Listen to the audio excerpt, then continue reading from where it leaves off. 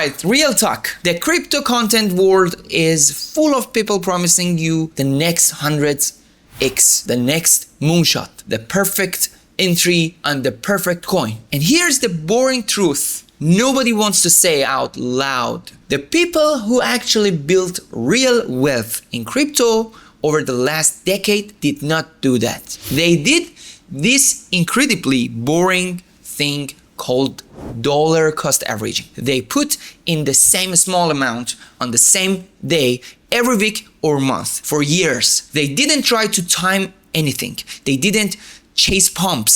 They just kept buying, and quietly over time they crushed it. Today I'm gonna show you exactly how to do it, why it works, where people screw it up, and what the strategy actually looks like in 2026 with Bitcoin sitting where it is. Dollar cost averaging, DCA for short. The idea is extremely simple. Instead of buying all your Bitcoin at once, you spread it out. You decide how much you want to invest total. You divide it across time and you buy a fixed dollar amount on a regular schedule. Same amount every interval, no matter what the price is doing. Let's say you have $6,000 you want to put into Bitcoin. You could just press buy today. All 6,000, get it over with. That's lamp sum. Or you could do 500 a month, every month for 12 months. That's DCA. The math behind it is sneaky elegant. When the price is low, your $500 buys more Bitcoin. When the price is high, the same 500 buys less. Naturally, without you trying, you end up buying more when it's cheap and less when it's expensive, which is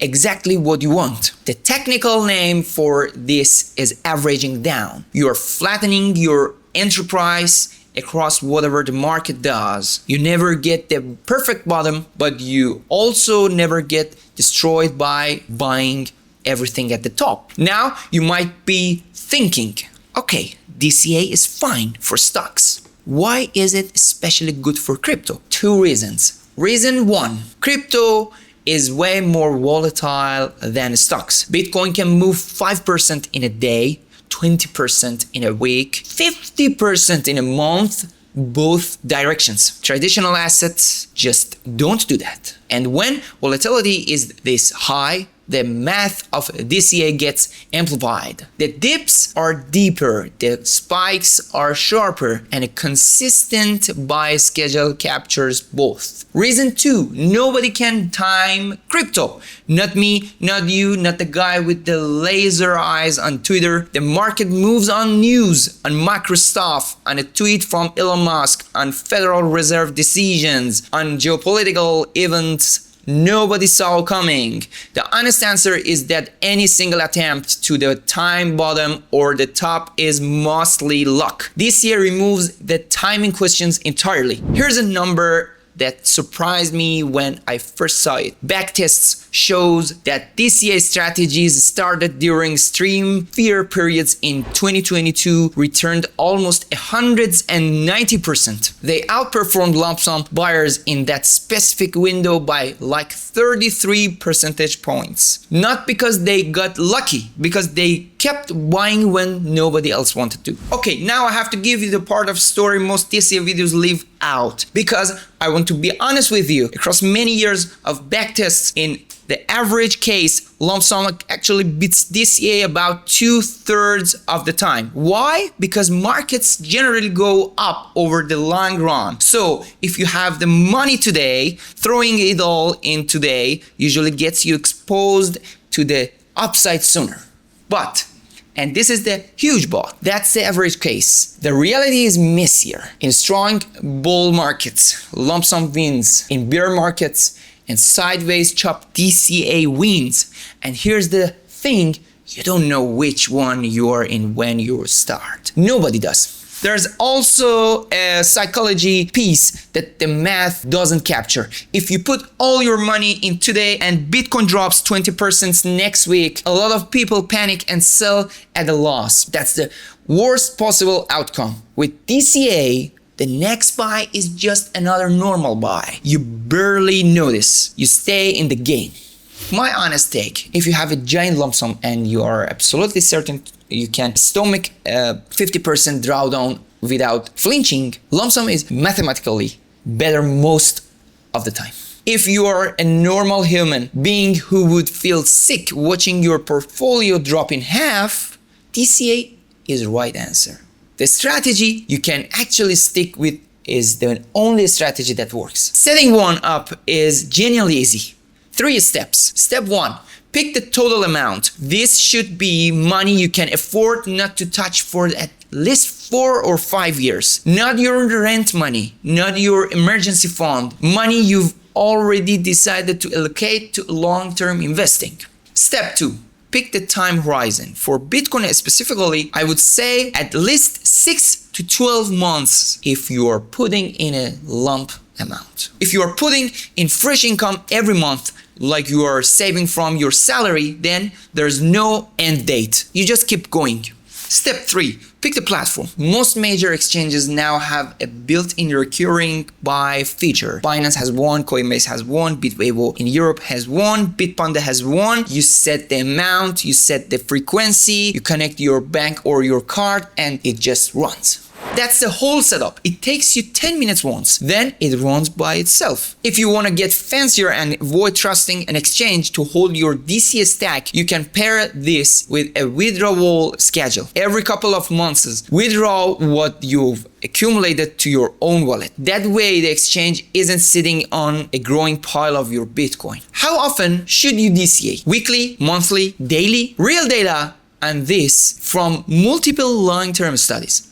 The differences between weekly, monthly, and daily DCA are surprisingly small, like single-digit percentages across years. Daily can pick up slightly more dips, but the gains get eaten by transaction fees if you are not careful. My recommendation: weekly is the sweet spot for most people. Frequent enough to actually capture volatility. Infrequent enough to keep fees minimal. Pick a day. Monday is statistically slightly better than other days based on backtests. But honestly, any day works, and just stick to it.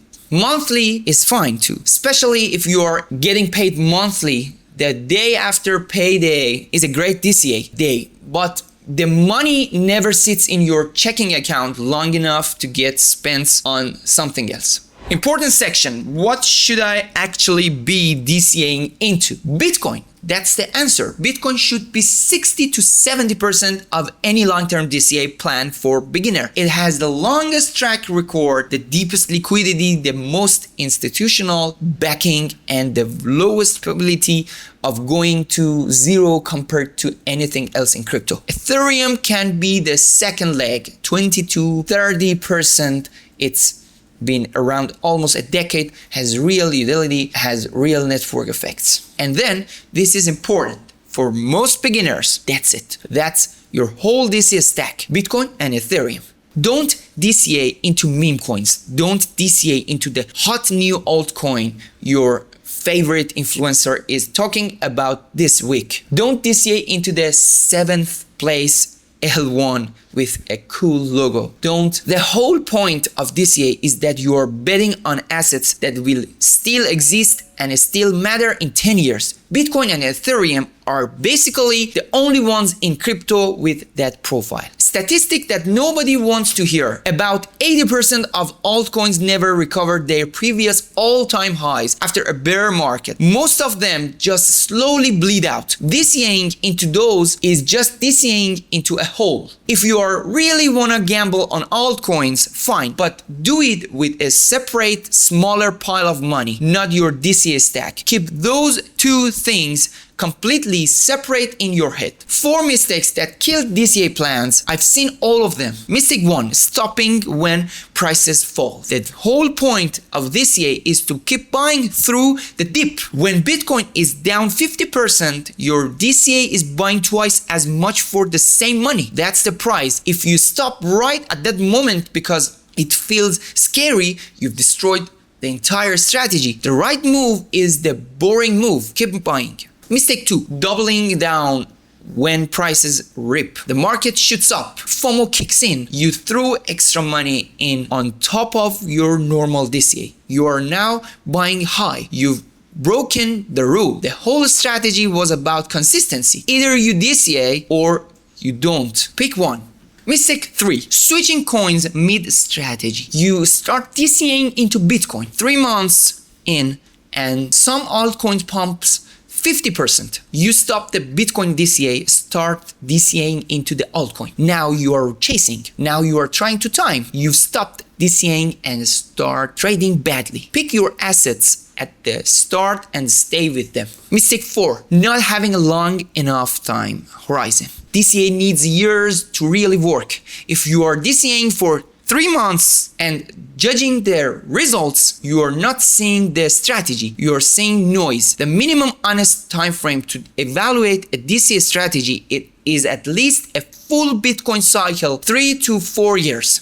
Just to make this concrete, here's what my setup would look like if I were starting fresh in 2026 with a normal income. I would pick an amount I can afford every month, say $500, okay? I would split it into a weekly schedule, so $125 a week every Monday. Out of that, around $80 would go into Bitcoin, around 30 into Ethereum, and around 15 into a stable coin reserve I keep building up. That stable coin pile becomes my dry powder for bigger buys when there's a really brutal crash. Every 3 months, I would withdraw whatever I've accumulated of the exchange to my hardware wallet, not the stable coins. Those stay liquid, just the BTC and ETH stack.